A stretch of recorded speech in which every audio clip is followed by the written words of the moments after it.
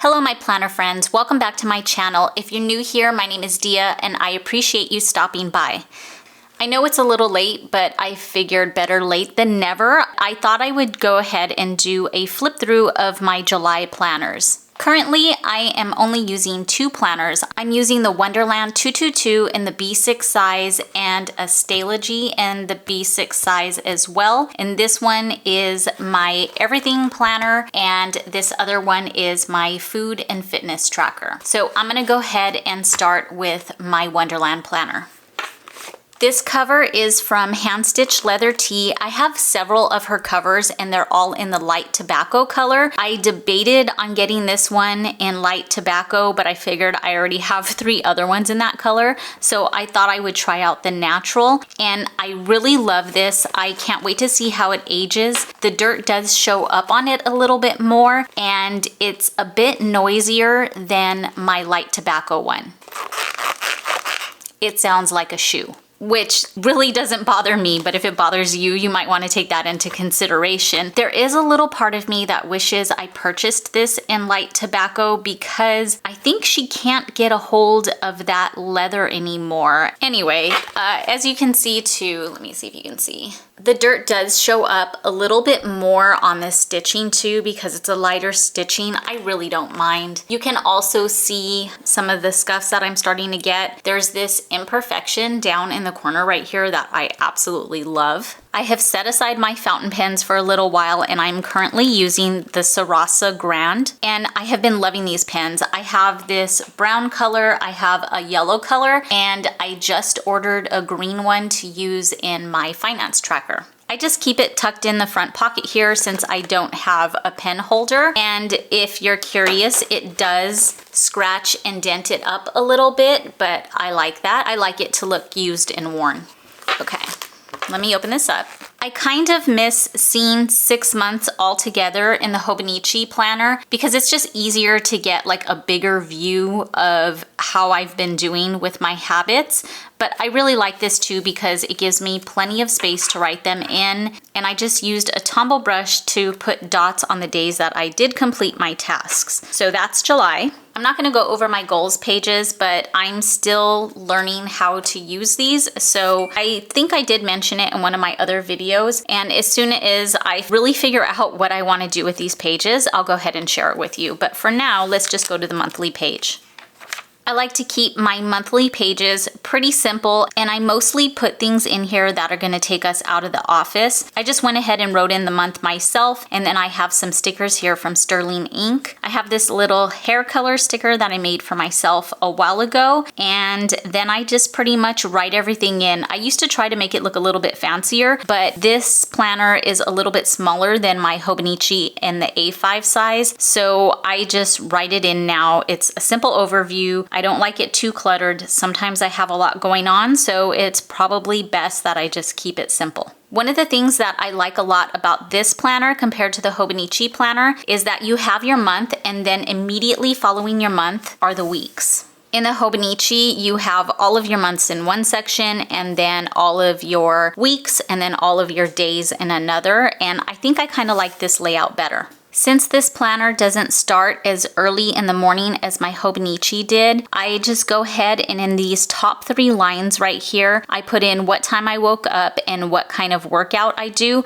because that's usually the time that I'm doing, you know, those activities. And I'm usually getting ready by 7 o'clock, which is when this planner starts. Let me grab my Hobonichi really quick so you can see the difference in my planning.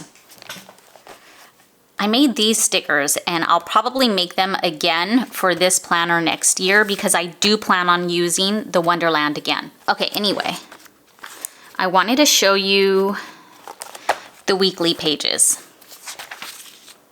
So this is a good example right here. This one starts at 5 a.m. and I get up at 4, so I kind of just wrote that on the top line. But now my mornings are a little more relaxed. I tend to write things down in half-hour increments. It's what keeps me on task because I'll give myself a half an hour to an hour to complete something. So the fact that this starts at 7 in the morning kind of makes my mornings a little bit more relaxed. I just get up, do my miracle typical morning, my workout, and then I start getting ready for the day. Another thing about the Hobonichi planner is that it goes all the way down to midnight, and I am never up that late. Actually, it goes all the way to 4 in the morning. So on the bottom here, I would just draw a line in and put my dinners at the bottom. And a lot of times I had this big gap because I'm usually just relaxing by this time or sleeping.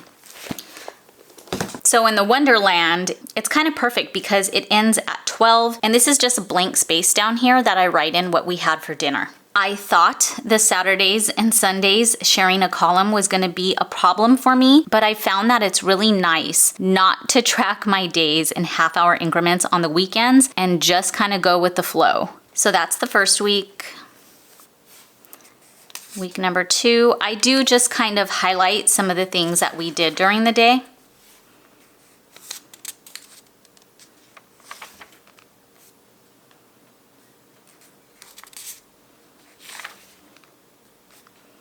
And that's it for the weekly pages. Let me go ahead and flip over to the dailies. And actually, I say dailies, but there aren't any dailies in this planner. There are these pages at the back of the book, and I just go ahead and draw lines to divide it into 4 and use these as my daily to-do list. That was another issue with my Hobonichi. These pages are just so big. Most of the time, I found myself just struggling to fill this space. So this little to-do list is perfect. At least it is for me. And on a good note, they are putting more blank pages like this at the end of the 2023 Wonderland Planner, which I plan on buying. I would say my only issue with it was that I don't really care for the way it's bound. I forgot that it came with ribbons. So it is not bound like the Hobonichi planner. It has this gap right here, and I just don't care for that. The Hobonichi, let me see, actually mine's falling apart kind of, but I like how the Hobonichi is bound, and Wonderland did announce that they are going to do that kind of binding for their 2023 planner. Any issues that I had with this planner either were not issues at all and I actually enjoy them, or are being fixed in next year's planner. So it works out perfectly for me. So that's all with my daily planner. And then this is my new addition. I was using my Hobonichi weeks to keep track of my health and fitness. I talk about that in another video. I'll link it above if you want to check that out. But I've been using the stalogy. This is a Sojourner cover. I did have the hand stitched leather tee one on here, but it was a little loose. I like the way this Sojourner Getty fits this journal because it just molds to it, and it's such thin leather. And look at all the beautiful scuffs on it.